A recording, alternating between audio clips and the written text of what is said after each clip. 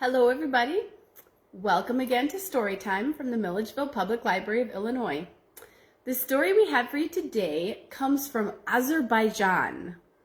It is a story about a young girl who used her wits to keep herself safe. This is the story of Masha and the bear. Once, long ago, there was an old couple, and they lived in an old little house on the very edge of the village and on the very edge of the forest. And this old couple didn't have any children left. The only child they had left to them was their granddaughter, Masha. And they loved Masha very much. And Masha loved her grands very much, and she called them Babushka and Dedushka, just like the Russians do. Well, Babushka and Dedushka and Masha had a very happy life together. They didn't have a lot, but they had each other. And in the winter nights, they would sit by the fire and they would tell the stories of the Firebird and of Koshai the Immortal and all of the wonderful tales that they had learned over the years. And they would sip tea from the samovar, and they just had a wonderful time together.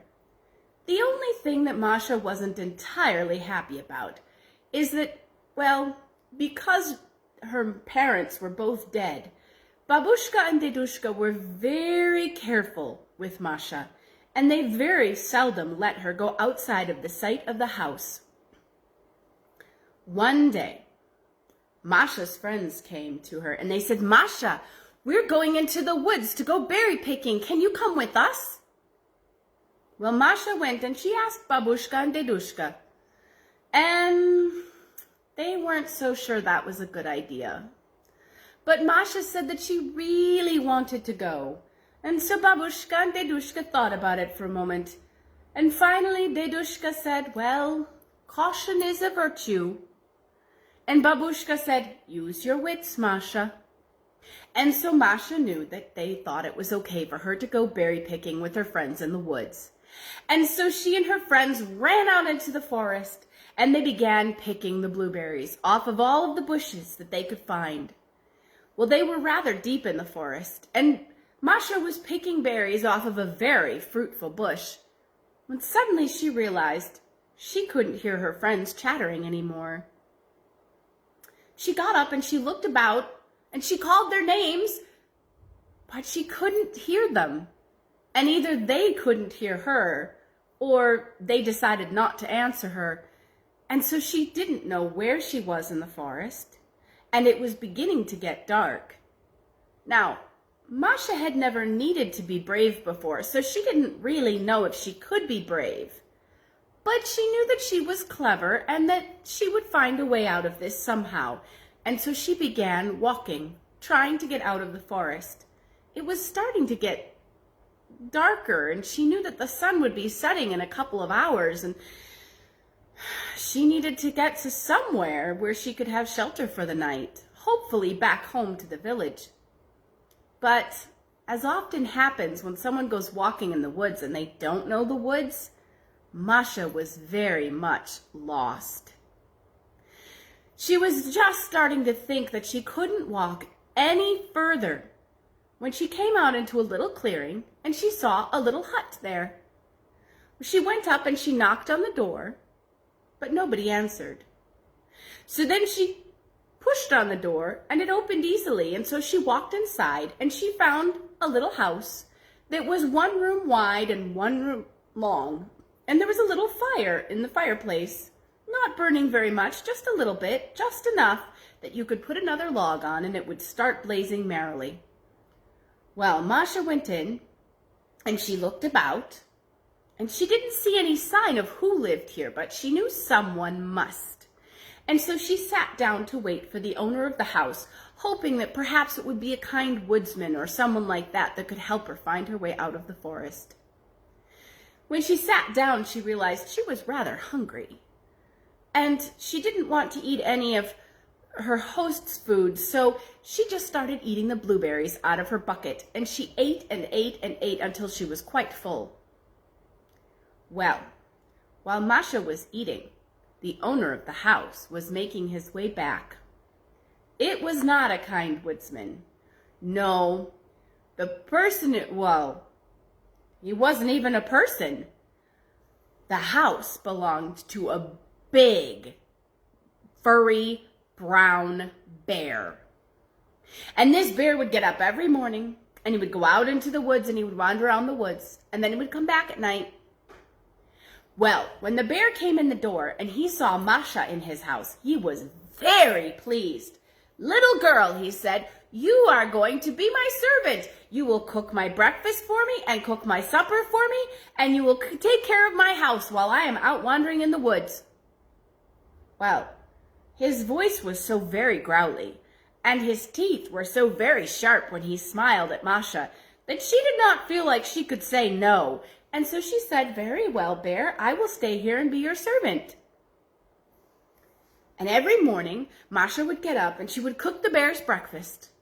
And then the bear would eat his breakfast and he would say to her, "Now, little girl, do not leave the cottage. If you do, if you try to run away, I will follow you and I will find you and I will eat you up and your family too." "Very well, Bear. Travel safely and come home tonight." And the bear would leave for the day. And when he came home, Masha would have his supper waiting, and then they would go to sleep. Now, Masha wasn't entirely happy with this situation. It was a safe place, the house, because everybody around knew it belonged to a bear, so nobody bothered it. And the work wasn't too terribly difficult, and Masha did like to cook, but she was very worried about Babushka and Dedushka. They would be so sad because they thought they had lost her, and they would be so worried about her. But Masha couldn't think of a way to get away, for she knew that the bear was far too big. She could never fight him and win. And when she thought about it, she thought she could try running out of the forest, but she got lost the first time. So she would probably just get lost again, and she might end up with someone more dangerous. And even if she didn't, the bear could probably follow her scent and catch her, and then he would eat her up. And she definitely wouldn't be able to get back to Babushka and Dedushka. So as the months went by, Masha thought about Babushka and Dedushka, and she thought of all kinds of plans to get away, and none of them really seemed very good. And then she remembered one day Dedushka saying, "Caution is a virtue," and Babushka saying, "Use your wits, Masha." And suddenly, she had a plan. That night when the bear came home, Masha said to him, "Bear, please, I am worried about my Babushka and Dedushka in the village. May I go to the village for just one day and one night? I want to make sure that they're safe and make them something good to eat, and maybe sit by the stove and sip tea from the samovar and tell stories." "Oh no," said the bear, "that will not do. If you go there, you will surely not come back. Remember how you got lost coming? You'll definitely get lost going. Whatever you want to take to Babushka and Dedushka, you give it to me and I will take it to them." Now, Bear thought he was being very clever. But as it happens, that was exactly what Masha wanted him to say. So she went, and the next day she baked 4 blueberry pies with crisscross crusts that let the smells fill the air. And then she put one of the pies on the table, and the other 3 she wrapped up to take to Babushka and Dedushka. And so she told the bear, "I want to take these 3 pies to Babushka and Dedushka. I will put them in a big basket so they stay safe, and then you take them to the village at the edge of the forest and give them to Babushka and Dedushka." Well, the bear was barely listening. The pies smelled so good, and he thought he would just eat them as soon as he got out of sight. But Masha said, "Now, Bear, you are not to open the basket on the way. You are not to eat the pies. These are for Babushka and Dedushka. This pie here on the table is for you, and if you hurry home, you will be able to eat it. But make sure that you do not open the basket. I am going to go up to the top of the oak tree in front of the cottage, and I am going to watch to make sure you don't open the basket, and I can see very far. And if you open the basket, I will know. And by the oak's friend, the old god Perun, and by his fire and lightning and his mighty eagle, if you open that basket, I will ask him to curse you. Well, the bear wanted the pie that was waiting for him, and he knew he couldn't eat it until he took the other pies. And besides, the god Perun was rather feisty and tricksy, and he really didn't want the god Perun to curse him. And so, Bear said, fine, I will go out and check the weather. You box up the pies into the basket, and I will go out and check the weather, and then I will come back and get them and take them to your babushka and dedushka. Very well, said Masha, and the bear walked out of the house to check the weather. And as soon as the bear was gone, Masha jumped into the basket, for she had found the biggest basket she could possibly find in the bear's house, and it was big enough to hold her. She jumped in, and she piled those pies on her lap, and she pulled a tablecloth over the top of them all. And then she sat very, very still in the big basket. When the bear came back in, he saw the basket sitting on the floor, but Masha was nowhere to be seen.